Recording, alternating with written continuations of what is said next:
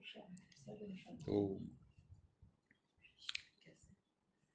आज समर्थ बाबा, शिव बाबा, ब्रह्मा बाबा अपने स्मृति स्वरूप बच्चों को देख रहे हैं, क्योंकि ये सारा खेल है स्मृति और विस्मृति का।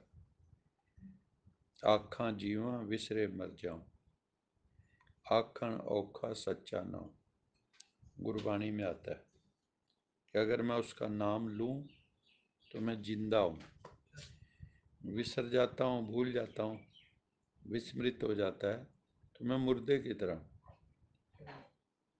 तो इतना है स्मृति और विस्मृति, होश और बेहोश। तो हम होश में जी रहे हैं, बेहोशी में जी रहे। बेहोशी में जीना क्या है? कुछ का कुछ समझना, जो असलियत है उसको नहीं समझना, असत्य को सत्य समझ लेना, झूठ को सच समझ लेना। भगवान आके हमारे ऊपर जो झूठ का पर्दा है वो उतारता है, ऐसे नहीं। तो बाबा कहते हैं स्मृति स्वरूप बन रहे हो। विश्व के देश एवं विदेश के सर्व बच्चे स्मृति दिवस मना रहे हैं। 18 जनवरी को ब्रह्मा बाबा संपूर्ण हुए थे। कौन से सन में? 69 में। 18 जनवरी 1969 में ब्रह्मा बाबा ने संपूर्णता का पद प्राप्त किया था। शिव बाबा का समझो पहला बच्चा जिसने संपूर्णता को पाया था। उनका पुरुषार्थ भी अद्भुत। हम बच्चों को भी वैसा ही पुरुषार्थ करना चाहिए जैसे ब्रह्मा बाबा ने करके दिखाया। इतनी परिस्थितियां आई लेकिन वो अचल अडोल रहे। क्यों? क्योंकि उनको पता था ये भगवान का काम है, इसमें परीक्षाएं भी आएंगी। ऐसे जब तक परीक्षा ना हो तो सारे स्टूडेंट एक जैसे ही लगते हैं। मान लो इम्तिहान हो ही ना, जैसे कोरोना काल में हो रहा था। लेकिन जब परीक्षा होती तब पता लगता है आपने धारण कितना किया है। अब ज्ञान तो कईयों ने सिर्फ वैसे धारण किया हुआ है, बुद्धि तक, जीवन में नहीं है। जैसे हम प्रश्न पूछेंगे उत्तर सही देंगे, लेकिन वो जीवन में उतरा है नहीं उतरा वो उनको स्वयं ही पता होता है। आप कैसे हैं या तो आप स्वयं जानते हैं, क्योंकि दुनिया के सामने तो आप कई रूप धर लेते हैं। या तो आप स्वयं जानते हैं कि मैं कैसा हूँ, या फिर खुदा जानता है, या खुद जानते हो या खुदा जानता है। तीसरा कोई दुनिया में आपको जानता नहीं। तो बाबा कहते हैं आज का स्मृति दिवस, तो हम इसको स्मृति दिवस के रूप में मनाते हैं। ब्रह्मा बाबा का हम उसको क्या कहते हैं? स्मृति दिवस। ब्रह्मा बाबा को की स्मृति करते हैं। इसको रिमाइंडर भी कह सकते हैं अपने लिए कि हमें भी ऐसा बनना है। अगर एक बीज वृक्ष बन सकता है तो दूसरा बीज वृक्ष क्यों नहीं बन सकता? अगर दादा लेखराज, जिनको शिव बाबा ने ब्रह्मा बाबा का टाइटल दिया, वो संपूर्ण बन सकते हैं, मम्मा संपूर्ण बन सकती है, तो हम बच्चे संपूर्ण क्यों नहीं बन सकते? जैसे वो बने ऐसे हम भी बन सकते। लेकिन उन्होंने क्या किया? आसान तरीका कर लिया कि सब कुछ शिव पे अर्पण कर दिया, तो उनका 24 घंटे उसी में बीता। हम लोग जो हैं मान लो करते भी हैं कभी समर्पण थोड़ा बहुत, तो बड़ी जल्दी वापस भी ले लेते हैं। समर्पण करते नहीं है सही अर्थों।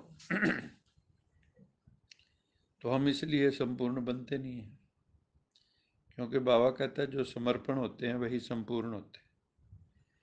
जो समर्पण होते हैं वही संपूर्ण होते हैं। समर्पण का अर्थ क्या होता है?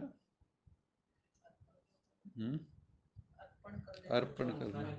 हाँ, सबसे बड़ा अर्पण किस चीज का होता है?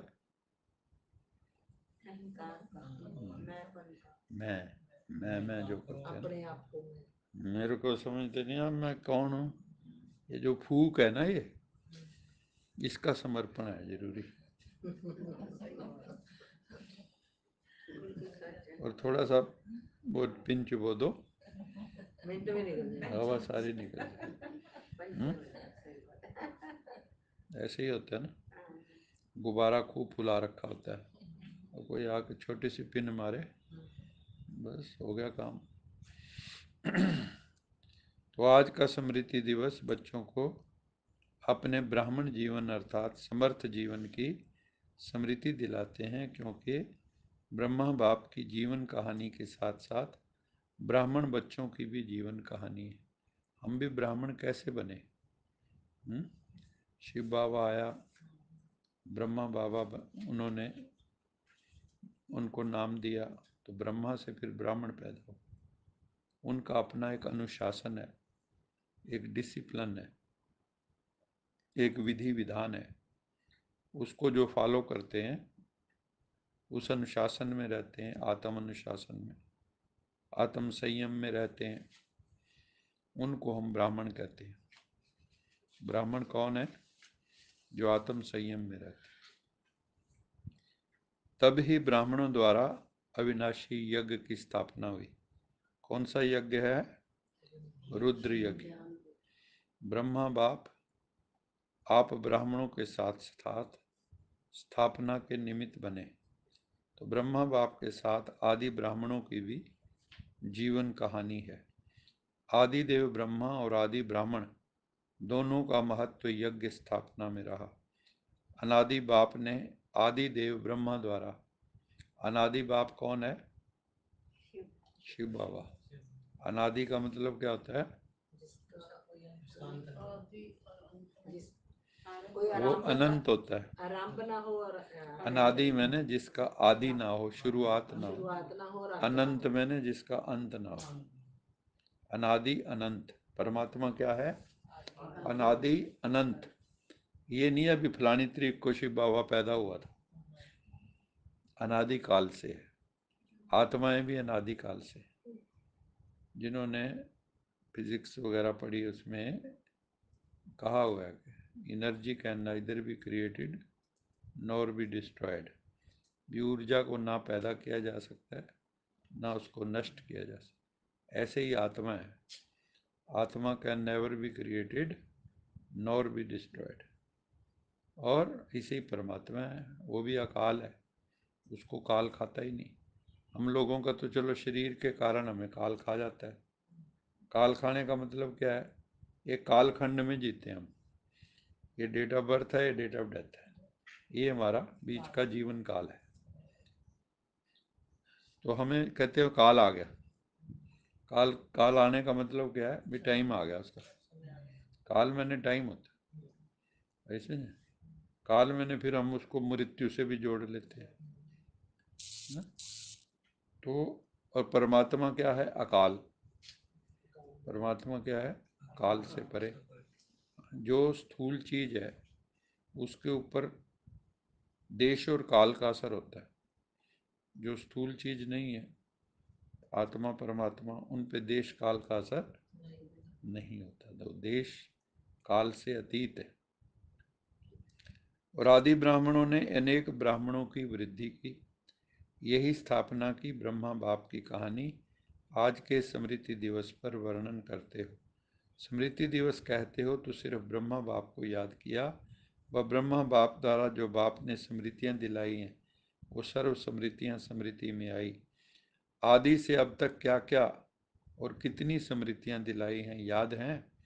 अमृत वेले से लेकर रात तक भी सर्व स्मृतियों को सामने लाओ, एक दिन में पूरी हो जाएंगी लंबी लिस्ट। स्मृति सप्ताह भी मनाओ तो भी विस्तार, मतलब इतनी यादें जुड़ी हुई हैं। क्योंकि सिर्फ ज्ञान को रिवाइज नहीं करना है, रियलाइज करना। क्या समझे? जैसे हमें पता लग गया मैं आत्मा हूँ, ठीक है, मैं शांत स्वरूप आत्मा हूँ, प्रेम स्वरूप आत्मा, ये मेरी डिमांड भी है। जो मेरा स्वरूप है वही मेरी डिमांड है।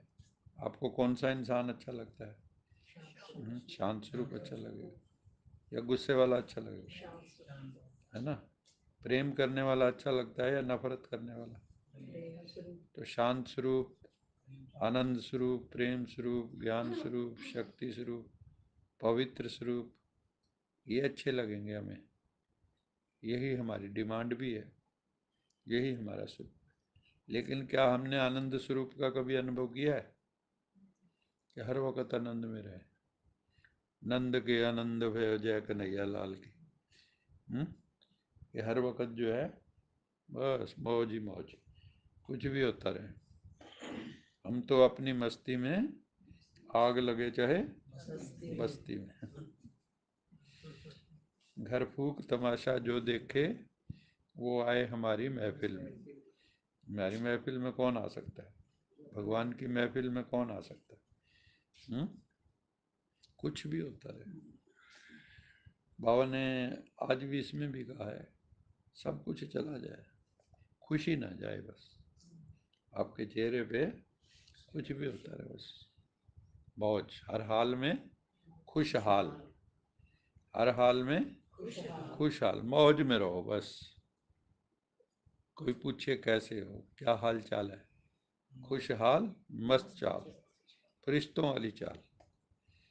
ये नहीं आए मर गए लुट गए बर्बाद हो गए। किसने लूट लिया भाई? मेरी खुशी गायब है। कौन ले गया तुम्हारी खुशी? कौन ले गया?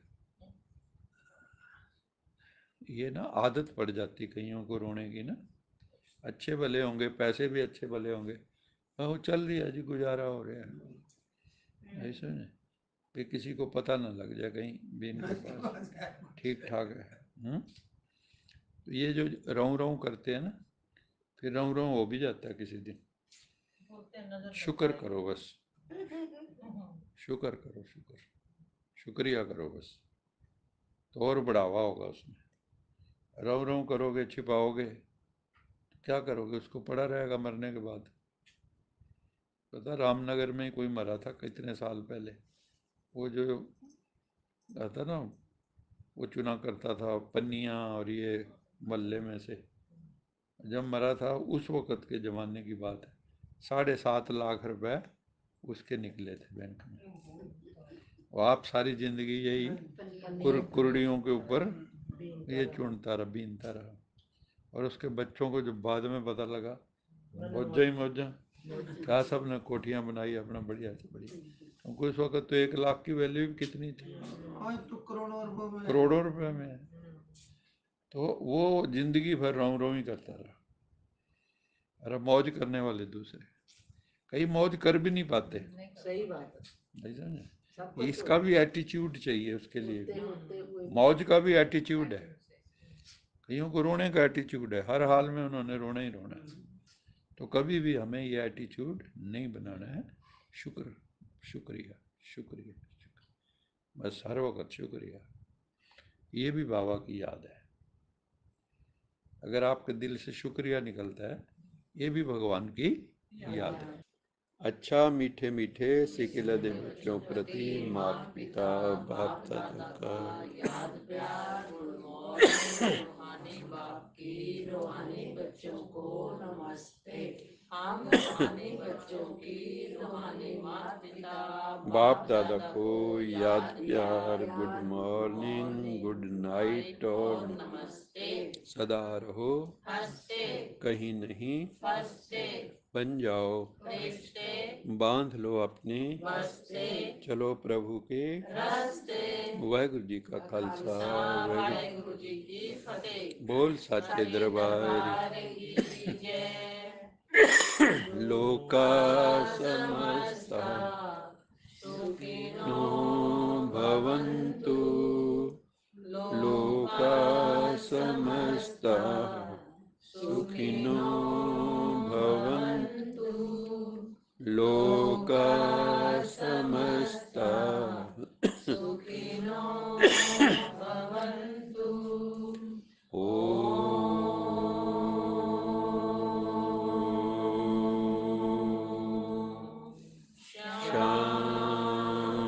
शांति